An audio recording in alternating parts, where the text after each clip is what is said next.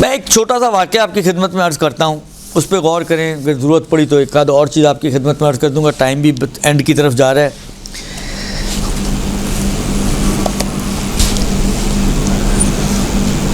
آغا خوئی کے کوئی دوست ہیں، انہوں نے نقل کیا ہے یہ آگے، یعنی ہم تک جو پہنچا ہے ان دوست سے، اور ان کو آغا خوئی نے نقل کیا تھا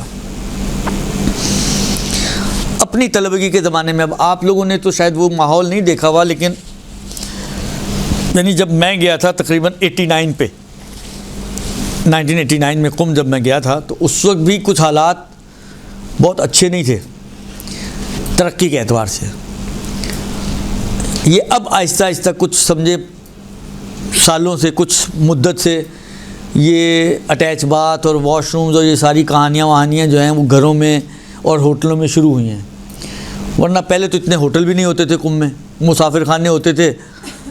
اور صحن میں سائڈ میں کہیں 2-3 ٹائپ کے انہوں نے ٹوائلٹس بنائے ہوئے ہوتے تھے۔ گھروں میں بھی جو ہے وہ گھر کے اندر ٹوائلٹ گھر کے اندر نہیں ہوتا تھا، صحن میں کونے میں ہوتا تھا، اور ریکمینڈڈ بھی یہی ہے۔ حمام گھر میں نہیں ہوا کرتے تھے، ان آسائشیں اور سہولتیں نہیں ہوتی تھیں۔ تو یہ تو میں آغا خوئی کے زمانے کی بات کر رہا ہوں، جو اور بھی بہت پیچھے کا زمانہ ہے، یعنی ان کی انتقال کو میرے خیال میں پتہ نہیں کچھ 30 سال کے لگ بھگ پلس مائنس ہو چکے ہیں، اور جب اس سے بھی پیچھے آپ 50 سال اور پیچھے چل جائیں تو 70-80 سال پرانی کہانی شاید ہو یہ۔ تو اس وقت بھی مدرسے ہوتے تھے، مدرسوں کے اندر نارملی وہاں پر صحن ہوا کرتے تھے، صحن کے اندر حوض ہوا کرتا تھا جس میں پانی ہوتا تھا، تو جس کو پانی چاہیے ہوتا تھا وہ ہاتھ منہ دھونے کے لیے، برتن دھونے کے لیے، کپڑے دھونے کے لیے، اور اللہ نے کی دے ان سارے کاموں کے لیے وہ وہیں سے پانی یوز کیا جاتا تھا۔ تو مثلا فرض کریں سائڈ میں حجرے بنے ہوئے، کمرے بنے ہوئے ہیں، اور ایک سائڈ پہ واش رومز ہیں، اور ایک واش روم کے قریب ایک مثلا خادم کا کمرہ تھا جو صفائی ستھرائی وغیرہ کی، وہ بوڑھا سا ایک آدمی تھا خادم۔ آغا نقل کرتے ہیں کہ اس خادم نے ایک ذمہ داری جس کو کہیں والنٹریلی اپنی گردن پر لی ہوئی تھی، جو اس کی جس کو کہیں آن ریکارڈ ڈیوٹی نہیں تھی، والنٹریلی اس نے کہا تھا یہ میں ایک طالب علم کی خدمت کرنے کے طور پر، کہ جس طالب علم کو بھی واش روم جانا ہوتا تھا وہاں پہ لائنیں نلکے ولکے تو نہیں ہوتے نا، تو حوض سے لوٹا بھر کے لے کے جانا ہوتا تو وہ جب جانے لگتا تھا تو وہ لوٹا بھر کے خود سے اس کے واش روم میں رکھ دیا کرتا تھا، اپنی خوشی سے وہ یہ کام کیا کرتا تھا۔ ایک دن ایک طالب علم کی آنکھ کھلی، رات کا وقت تھا، شاید سردیوں کا زمانہ تھا، اس کو حاجت محسوس ہوئی واش روم جانے کی۔ اب ظاہری بات ہے وہ جا کے اس کو تو نہیں اٹھائے گا کہ میرا لوٹا بھر کے، اب رات کا وقت ہے اس نے خود ہی لوٹا بھرا، اور جب گزرنے لگا اس کے حجرے کے سامنے سے خادم کے، تو اس کو لگا جیسے اندر بہت ہی روشنی ہے، اور وہ کوئی اندر 2 بندوں کے باتوں کی آواز آ رہی ہے۔ اب تجسس تو اس کو بڑا ہوا، یہ اس وقت آدھی رات کو یہ کس سے گپے مار رہا ہے، اور لیکن اس کی کیفیت ایسی تھی کہ بھی رک نہیں سکتا تھا وہ، تو وہ واش روم چلا گیا۔ اچھا اب ڈر اس کو یہ تھا کہ یہ نہ میں دروازہ وغیرہ بند کروں وہ بندہ ہی نکل جائے، تو اس نے واش روم کا پورا دروازہ بھی بند نہیں کیا۔ اب رات کا وقت تھا، ظاہر بات ہے کوئی اتنا آنا جانا تو تھا نہیں کہ اس کو کوئی ڈر خوف ہوتا کوئی،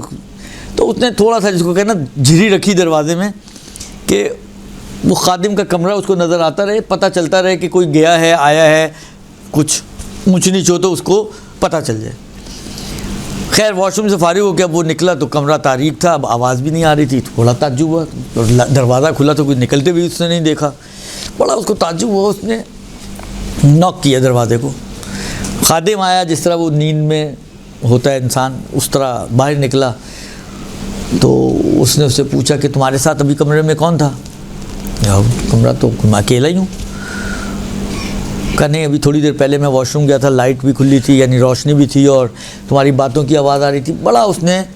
جس کو کہیں بعض لوگ ہوتے ہیں نا وہ چپک جاتے ہیں جان کو، ہٹلر بن جاتے ہیں، تو وہ بھی ہٹلر بن گیا، اور وہ خادم بیچارہ جتنا چوں چاں کر سکتا تھا، ٹال سکتا تھا، لیکن جب ایٹ دا اینڈ وہ نہیں ٹلا تو اس نے اس سے جس کو کہیں وعد وعید لے کر اس نے اس کو بتایا کہ کیا کہانی ہے۔ اس نے بتایا کہ جو کمرے میں روشنی تھی اور میں جس سے بات چیت کر رہا تھا وہ زمانے کے امام تھے،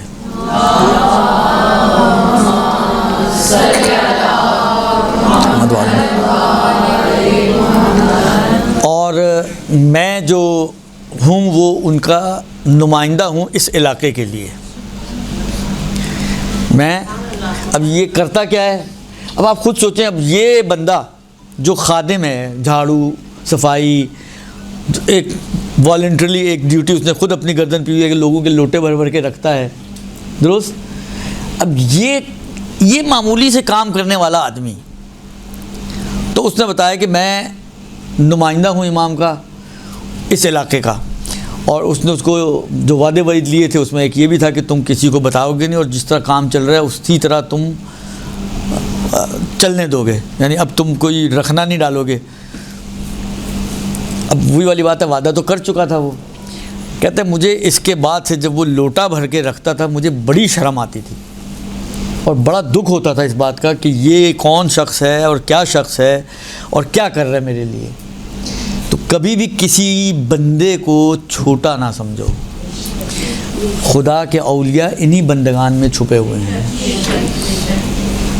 اور ہم لوگ تو اپنے سے آگے کسی کو سمجھتے ہی نہیں ہیں۔ ہمارا کمال یہ ہے، ہم اتنے باکمال لوگ ہیں۔